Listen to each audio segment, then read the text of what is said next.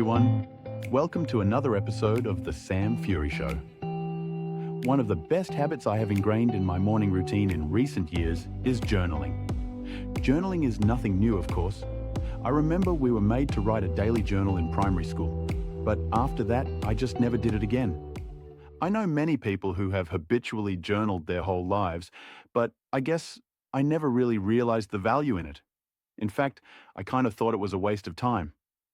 But now I know better. After hearing about it from a myriad of very reputable sources, I now know that journaling has incredible mental health benefits. Though I am still not keen on free journaling. I did try it and found I just kept going around in circles, not really solving anything. I prefer structured journaling. It helps me process my thoughts, overcome difficulties, and gain valuable insights for self-improvement. I have two types of journaling I do. The first is my daily morning questions, where I answer 2 to 7 questions about the day before. 1. What is something you are grateful for? It is best to be specific. For example, instead of writing, I am grateful for Susan being there for me, write something specific that Susan did that you are grateful for, such as, I am grateful Susan helped me bake the office party cake. 2. What is something kind you did? It is preferable that this is something you did for someone else, such as helping a stranger with her bags. This could also be something kind you did for yourself, such as allowing yourself to take some time off work. 3. What is something that bothered you? It is important to only pick one thing, even if you had a really shitty day. I found that when I started this type of journaling, I had multiple things that bothered me every day. But after a month or two, the number of things that bothered me dwindled. I think processing the things that bother you in the way the following questions force you to do builds your resilience to everyday mishaps. You realize that all the things that used to bother you are not really anything to worry about. These days, more often than not, I have nothing to put for this question, so I stop after question 2. 4. How did this make you feel? What specific negative emotions did you feel? Jealousy, inadequacy, scared, annoyed, angry? 5. How did you react externally? For example, perhaps the thing that bothered you was a stranger on the train spilling coffee on you.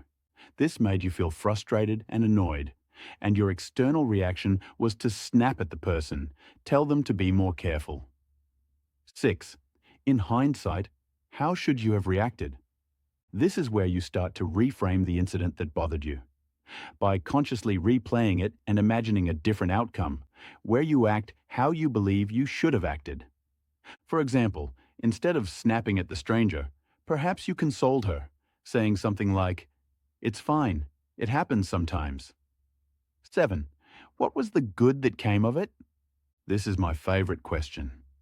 By actively seeking the positive in what most would consider a negative experience, you cultivate a positive outlook on all things in life. What good could possibly have come from a stranger spilling coffee on you? Well, now your dress is ruined and you get to buy a new one. Or at the very least, now you have a topic of conversation for the water cooler at work. There is another question I am thinking of integrating into this process, which I picked up after reading The Gap and the Gain. It is to write down 3 wins from the previous day, as well as 3 wins you want from this day. Another type of journaling that intrigues me is Pennebaker journaling. At the time of writing this, I have never done it, but apparently it is great for processing trauma. Basically, you choose a stressful or traumatic experience that you need to process. Then you write about it. You write continuously for 20 minutes. Write down your deepest thoughts and emotions related to the experience. Be unhindered. Know that at the end, no one will see this but you. The following day, you do it again, about the same topic. You repeat this for 4 days. I think the idea is that as you refocus on the same incident, your mind delves deeper and deeper into your subconscious. Apparently, for many people, this is more effective than a professional therapist, and it's free. I don't think I have any deep-seated trauma, but I, like most people, definitely have things I should process deeper.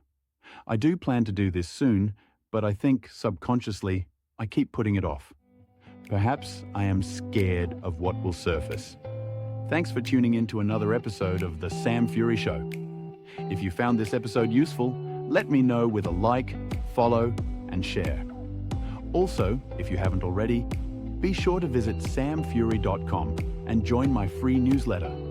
As a subscriber, you'll receive no more than one email a week containing a roundup of my latest posts, as well as exclusive content which is only for my mailing list. It's completely free to join at samfury.com.